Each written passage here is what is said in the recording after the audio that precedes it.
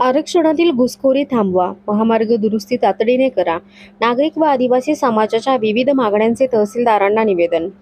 आदिवासी समाजाच्या आरक्षणात इतर जातींची घुसखोरी थांबवावी, तसेच पोहेगाव, सगडेफाटा, रांजणगाव राज्य महामार्ग क्रमांक 65 ची दुरावस्था दूर करून दर्जेदार रस्ता काम तातडीने सुरू करावे या मागण्यांसाठी एकलव्य आदिवासी परिषद आणि व्हॉइस ऑफ यूथ आम्ही पोहेगावकर या दोन्ही संघटनांतर्फे शुक्रवार दिनांक 19 सप्टेंबर रोजी कोपरगाव तहसीलदार महेश सावंत यांना निवेदन देण्यात आलं. एकलव्य आदिवासी परिषदचे संस्थापक अध्यक्ष मंगेशराव अवताडे व रॉयल टायगर ग्रुप यांच्या वतीने दिलेल्या निवेदनात विविध प्रश्न तातडीने सोडवावेत अशी मागणी करण्यात आली आहे.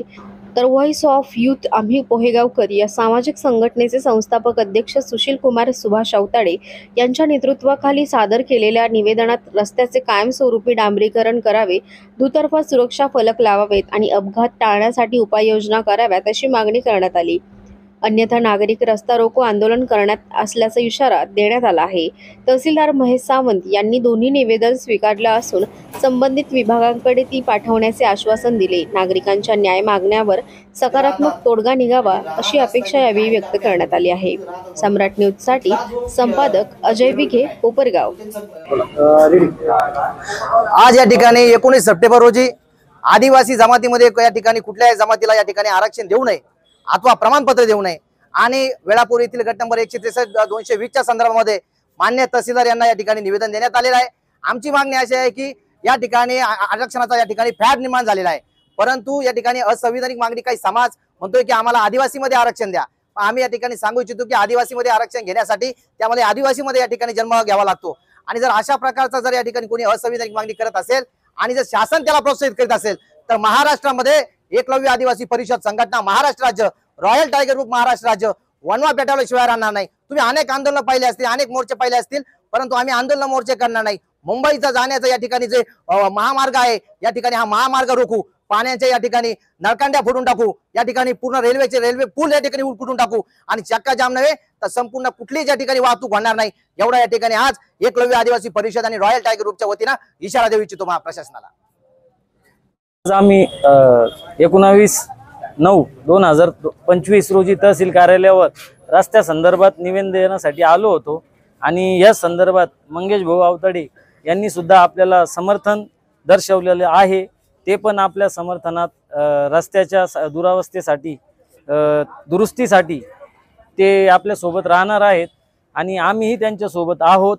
असं आपण एकीने आपले एक समस्या कायदा सुव्यवस्था आणि संविधानाचं पालन करून घेणार आहोत. तरी पण आमच्या या बाबींची जर दखल घेतली नाही प्रशासनाने, संबंधित लोकप्रतिनिधींनी, तर आम्ही मोठ्या प्रमाणावर जन आंदोलनाचा इशारा त्यांना देतो. संविधानी 2 ते 3 दिवसात आम्हाला लवकर या काहीतरी आम्हाला सांगावं की आम्ही काय करणार आहोत, नाहीतर आम्ही तहसील कार्यालय इथे निवेदन देऊन जन आंदोलनाचा इशारा देत आहोत.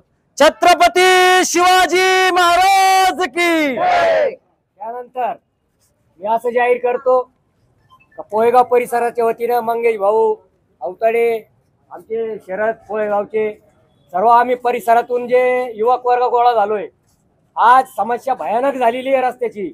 लोकप्रतिनिधी इकडे लक्ष द्यायला तयार नाहीये आणि या परिस्थितीमध्ये जर आमच्याकडे कोणी लक्ष देत नसेल तर आम्ही 3 दिवस त्यांना मुदत देतो.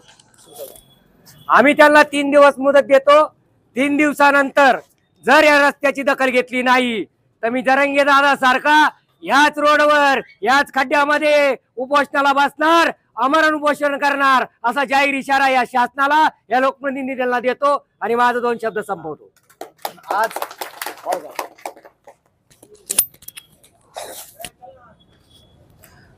आज या ठिकाणी निवेदन देण्यासाठी आम्ही आलो होतो. या अनुषंगाने काही पोहेगाव पंचक्रोशीतील युवक आणि विशेष म्हणजे या ठिकाणी आमचे मित्र या ठिकाणी आलेले आहे. त्यांचा एक अतिशय म्हणजे पंचक्रोशीचा मुद्दा आहे, पूर्ण तालुक्याचा मुद्दा म्हणता येईल का पोहेगाव देरडे फाट्या झगडे फाट्याच्या लगत जो राहणार रोड आहे त्याची अतिशय राजनगाव पर्यंत अतिशय दुरावस्था झालेली आहे. अनेक लोकांना वाटत असं, आदिवासी बांधवांना सुद्धा वाटत असं का हा काय प्रश्न आहे, परंतु हा प्रश्न आहे तुमच्या माझ्या या ठिकाणी जीवाचा वाचवण्याचा प्रश्न आहे, शाळकरी मुलांचा प्रश्न आहे. अनेक वाहनाची या ठिकाणी नुकसान झालेली आहे, अनेक लोक मृत्यू झालेले आहे.